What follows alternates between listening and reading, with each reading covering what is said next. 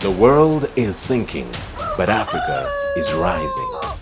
It's time for Africa to turn the tide of political conflict, economic uncertainty, and moral decadence. The time is now for Africa to arise and rebuild. Inspire E-Conference 2023 will give you the tools and strategies to be part of Africa's rebuild. Join us online this August from Monday the 7th to Saturday the 12th from 7 p.m. to 9:30 p.m. East African Time as we gather the brightest minds across the continent to discuss the rebuilding of Africa. Book your slot today and be part of the movement that will change Africa forever. Africa, arise and build. Joining with us this evening as well is a doctor, a seasoned professional in the psychiatry field, currently working as a senior lecturer and child and adolescent psychiatrist. Remarkable career with Mbarara University of Science and Technology. He's been a member of the faculty. He has extended his expertise in several areas, including mental disorders and general medical conditions, depression, suicide, implementation science, and neurological disorders. He has over 22 years of clinical experience, and this has been his area all this time. In addition to his clinical roles, he also carries out research and leadership. He's director of the African Center for Suicide Prevention and Research, and is committed to addressing critical mental health issues in that line. He also serves as a leader at Deliverance Church, an elder and a committee chair in the church as well. And so his journey encompasses excellence in psychiatry, academia, research, and community leadership. I just want you to join with me to welcome Dr. Godfrey Zari Rukundo, who is going to give us insights into mental health. Welcome, Godfrey. You could take the space and be able to speak to us. Welcome. Hello. Oh, yeah. Welcome. Kindly unmute. Kindly unmute. I hope you. Okay, go. Just check that you have unmuted. We can't hear you clearly. Just check that you're unmuted. Okay, try speaking through. No, we can't hear you yet. We can't hear you yet.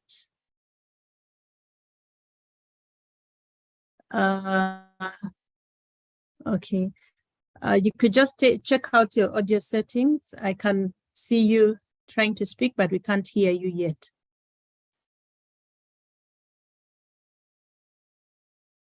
Okay.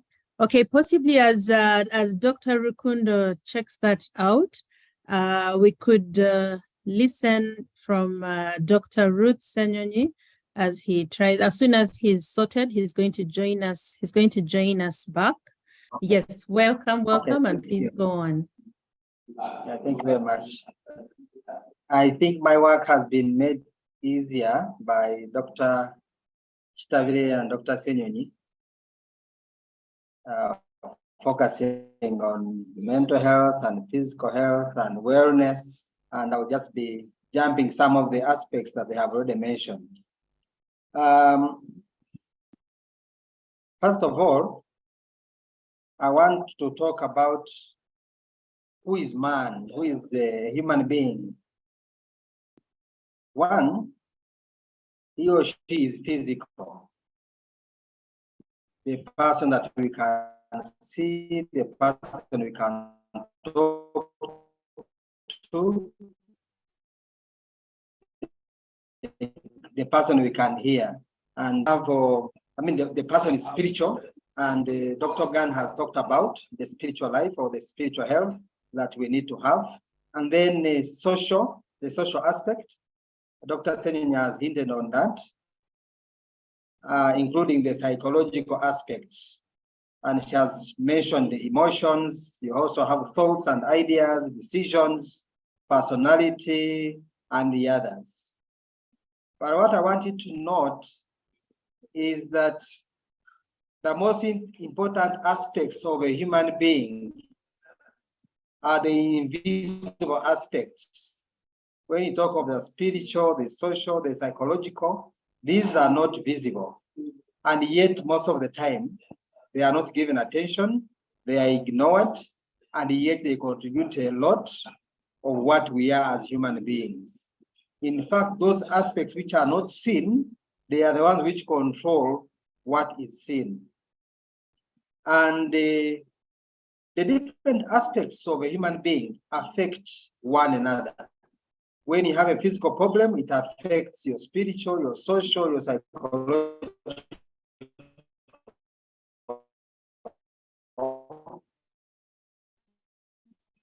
and vice versa. So that's why we need to take care of each of the aspects of the definition that Florence gave earlier without mental health, because the mental health determines whether you take care of your physical health or not. And mental health has been defined by Ruth, so I will not go over it again. And she has also talked about wellness. It is a positive state of health and happiness that arises from your thoughts, emotions, actions, and experiences. As you can see, you cannot say you are well unless your thoughts, your emotions, your actions, and experiences can be able to contribute to your wellness or to your happiness. And wellness can be improved, and that's what Ruth has been talking about, and can be improved by building skills. And she has talked about the self-awareness, and Florence talked about the physical health. But your wellness is influenced by the social, economic, and environmental factors, as I'm sure most of you know. Now, when you are not mentally well, when you are not mentally healthy, we say you are mentally ill, or you have a mental illness, or you have a mental health problem, or a psychological problem. And therefore, mental illness is a behavioral or mental pattern that causes significant distress or impairment of personal functioning. And when such a thing happens, you find that even the functioning of society, the functioning of the home, the functioning of the workplace can be affected just because one person has a mental health problem. And if left untreated, mental illness can have a huge impact on daily living. For example, ability to work. And when you don't work, you may not get money, you may not be able to develop, you may not be able to take care of your family, you may not be able to relate with others, just like Ruth has alluded to that. So what I want to emphasize is that mental illness is a disease of the mind. It is a disease of the brain, the way the brain functions. Because many times we misunderstand mental illness, and then we don't seek help. And I would like that today, if you don't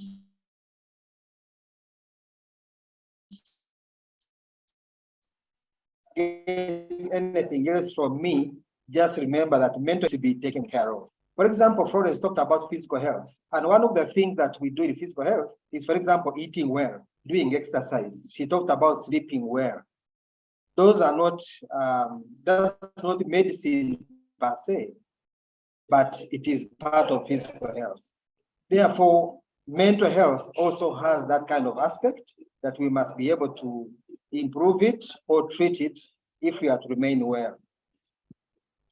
So, suffering from mental illness is not sin.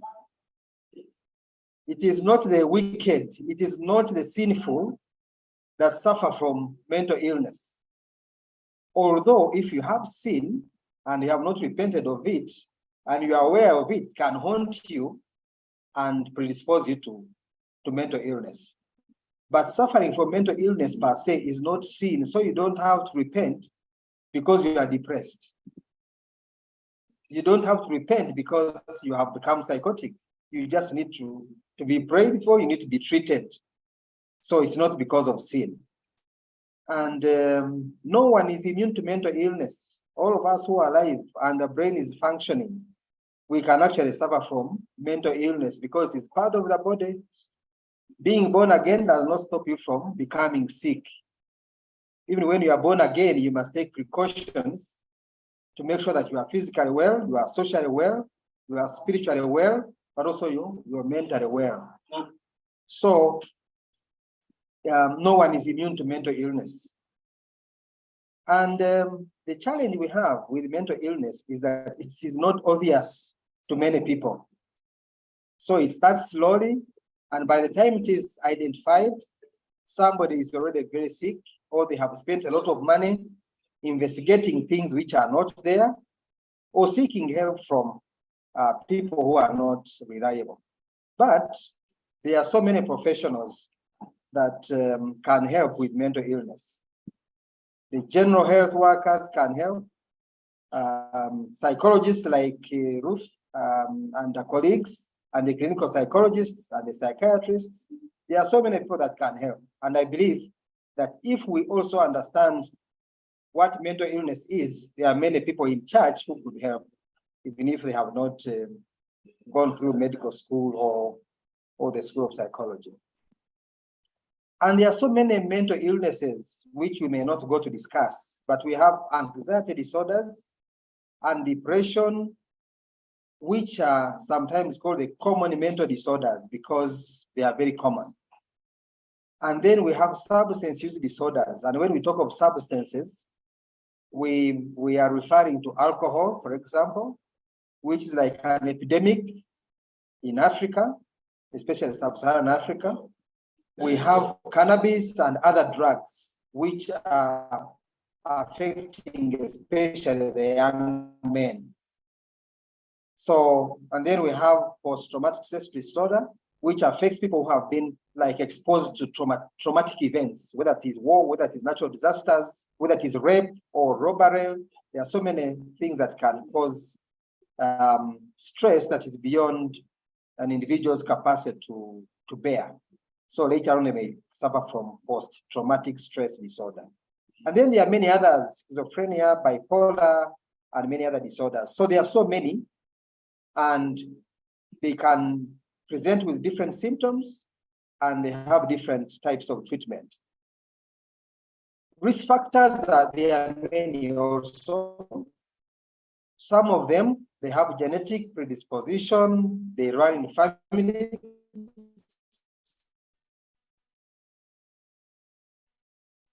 So they can run in relatives, and especially those that are negative, conflicts, natural disasters, HIV, domestic violence, loss, lack of social support, and economic hardships that Florence had already talked about. So now when it comes to Africa, Africa has a very big burden of mental illness. And the mental illness accounts for about 19% of all years of healthy life lost due to disability. So you can see about a fifth of somebody's life is lost due to mental disorder. So this is a very big contribution of mental disorders to these years lost. Years of functional life are lost because of mental disorders. And Florence had talked about the Abuja Declaration, which recommended that governments should spend at least 15% on health. But many governments in Africa have not achieved that, majority of them. But for example, even when you get like 10% being spent on health, many governments spend less than 1% of that budget on mental health. So the burden remains so big. We don't have enough mental health workers. Most of them are in the cities, as Florence had also alluded to that. Like for example, in Uganda, we have like 75% of the psychiatrists are in Kampala. And even those are not enough. And this is similar to what is happening in other African countries. And in fact, Uganda is considered to be one of the of the countries with better mental health, and yet we know we are doing badly. And unfortunately, most of the people with mental illness don't access services. So it's only about 10% of those who need care that are able to access either a counselor or a psychiatrist or a psychologist. And Africa is growing very fast. Currently, our growth rate is about 2.5%. And the challenge is that when the population is increasing, the challenge is also increasing.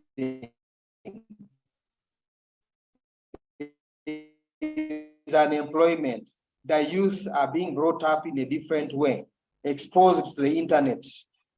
So they are not going to be able to control their mental health because their upbringing is going to be challenging. So it's challenging to increase the population when we are not ready to protect their mental health. The other aspect is that Africa has like the youngest population, and yet 50% of mental disorders we see in adults start by the age of 14. And unfortunately, these are rarely identified because we don't have many specialists in child psychology, in child psychiatry. So we realize these disorders usually when people are adults already. And yet, if we had intervened early when they are children, we would have had better outcomes. So where are we headed? In some other countries which are developed, they are now thinking of like precision medicine, where they are trying to focus, like to look for medicine which can treat an individual. But for us, we are not yet there. But we are also making some progress that at least there are now some psychiatric hospitals, psychiatric centers, rehabilitation centers being set up in several African countries. And we're also having many people taking treatment, training in psychology, in psychiatry. But as I mentioned, the population is growing faster than the mental health workforce is growing. And we are also integrating mental health into the general health care services. And this is a recommendation by, there is technological advancement. Now, some of the young people are able to assess themselves, for example, for depression and anxiety online. And then they can be able to seek services. But also, in some places, they are able to start giving some services online. And this was also practiced, especially when we had the COVID pandemic. So I think that technological advancement is going to help us. But of course, we need to be prepared with the manpower to use it. We do not have the manpower, as I had mentioned before. But, for example, in Uganda, this year we got a new like staff structure for the different health facilities, where we are seeing that at least now they are putting provisions for mental health workers at different levels, including child and adolescent mental health specialists who are now going to be places happening. But also many countries, I'll give an example like Burundi,